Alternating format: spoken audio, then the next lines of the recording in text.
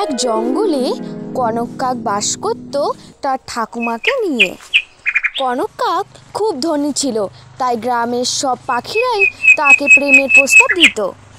কনক, এখানে দাঁড়িয়ে দাঁড়িয়ে কী করছো?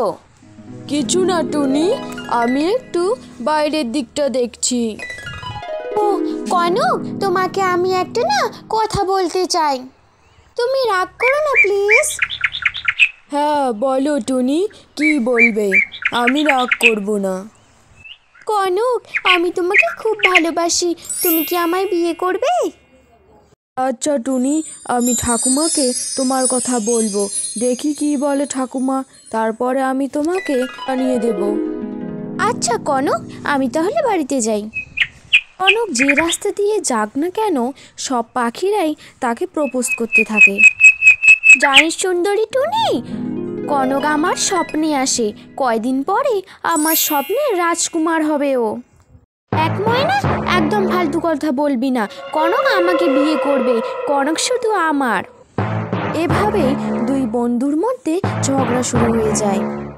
আজ থেকে তোর আর আমার মধ্যে কোনো বন্ধুত্ব নেই, আজ থেকে আমি তোর সঙ্গে কোনো মেলামেশা করব না। হ্যাঁ হ্যাঁ, যা যা, আমিও তোর সঙ্গে কোনো সম্পর্ক রাখতে চাই না। যে আমার স্বপ্নের মানুষকে কেড়ে নিতে চায় তার সঙ্গে আমি কথাই বলবো না। তারপর দুই বান্ধবী রাগ করে দুই দিকে চলে যায়। যখন রাস্তা দিয়ে যাচ্ছিল, সুন্দরী টুনি কনককে দেখতে পায় এবং মনে মনে ভাবতে থাকে, আজকে আমায় কনককে আমার মনের কথা জানাতেই হবে। কি হয়েছে সুন্দরী টুনি, তুমি আমাকে রাস্তার মাঝে দাঁড় করালে কেন? কনক, কথাটা বলতে আমার অনেক ভয় লাগছে। কনক, আমি তোমাকে খুব ভালোবাসি, তুমি কি আমাকে বিয়ে করতে পারবে? তুমি বলো না, পারবে কি না? সুন্দরী টুনি, তোমার কথা আমি ঠাকুমাকে বলবো, দেখি ঠাকুমা কি বলে। যদি ঠাকুমা রাজি হয় তাহলে তোমাকে আমি জানিয়ে দেব। আচ্ছা কনক, তুমি তাহলে বাড়িতে যাও, বাড়িতে গিয়ে ঠাকুমাকে বলো আর মনে করে আমাকে কথাটা জানিয়ে দিও। সুদূর কনক যেতে না যেতেই ময়নার সঙ্গে দেখা হয়ে যায়। কনক, দাঁড়াও না, তোমার সঙ্গে আমার একটা দরকারি কথা আছে। বলো ময়না, কি বলতে চাও?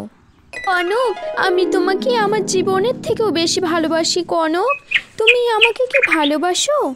না ময়না, আমি তোমাকে ভালোবাসি না, কিন্তু ময়না আমি তোমার কথা আমার ঠাকুমাকে জানাবো। যদি ঠাকুমা রাজি হয় তাহলে আমিও রাজি। ঠিক আছে কনক, তুমি ঠাকুমাকে বলো। কনক, কোথায় যাচ্ছ? কোথাও না কাকলি, বলো কি বলবে। কনক, আমি তোমাকে ভালোবেসে ফেলেছি, আমি বুঝতেও পারিনি আমি কখন তোমার প্রেমে পড়ে গেছি। কুলি, গ্রামের সব পাখিদের মধ্যে তুই সব থেকে কালো পাখি। গ্রামের সব পাখি আমাকে প্রেমের প্রস্তাব দিয়েছে, ওরা কত সুন্দর, ওদেরকে ছেড়ে না আমি তোকে বিয়ে করব? ঠিক আছে কনক, তোমাকে আমায় বিয়ে করতে হবে না, তুমি যাও। হ্যাঁ হ্যাঁ, সরো সরো, আমার রাস্তা থেকে সরো তো। কনক কাকুলিকে অনেক খারাপ খারাপ কথা বলে, তারপর সেখান থেকে চলে যায়। ঠাকুমা, গ্রামের সব পাখি আমাকে বিয়ের প্রস্তাব দিয়েছে, সবাই কি আমাকে ভালোবাসে না আমার টাকা পয়সাকে ভালোবাসে, আমি তো কিছুই বুঝতে পারছি না। কনক, তোকে একদম চিন্তা করতে হবে না, তোর ঠাকুমা আছে কিসের জন্য। দাঁড়া, আমার মাথায় একটা বুদ্ধি এসেছে, আমি সেই বুদ্ধিটা যদি কাজে লেগে যায় তাহলে তুই সব বুঝতে পারবি। আচ্ছা ঠাকুমা, তুমি দেখো তোমার বুদ্ধিটা কাজে লাগে কি না। কনক, 2-3 দিনের জন্য তুই তোর মামার বাড়িতে চলে যা, আমি এই দিকে দেখছি।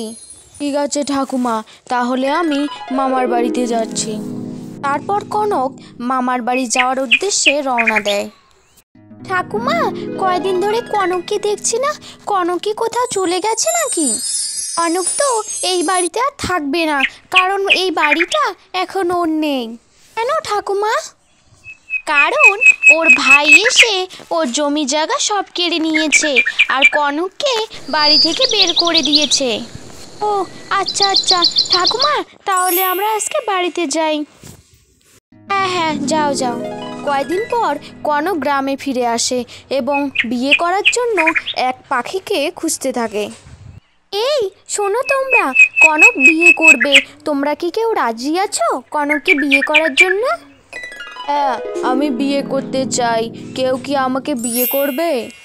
কিন্তু কোনো পাখি কনককে বিয়ে করার জন্য রাজি হয় না। না গো বুড়িমা, আমরা কনককে বিয়ে করতে পারবো না, কারণ কনকের সব সম্পত্তি এখন ওর নেই। এসব কথা শুনে কনক ও কনকের ঠাকুমা বুঝতে পারে যে সেখানে দাঁড়িয়ে থাকা সব পাখি কনককে ভালোবাসতো না, শুধু কনকের টাকা পয়সাকে ভালোবাসতো। কি হয়েছে কাকলি, তুমি আমার বাড়িতে কি করছো? কনক, তোমার কাছে টাকা পয়সা না থাকুক, আমি তোমাকে ভালোবাসি। তুমি কি আমায় বিয়ে করতে পারবে? হ্যাঁ কাকলি, আমি তোমাকে বিয়ে করব।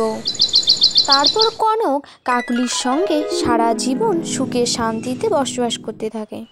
কয়দিন পরে গ্রামের সব পাখিরা যখন শুনতে পারে কনকের কোনো ভাই নেই, তখন সব পাখি নিজে নিজে আফসোস করতে থাকে।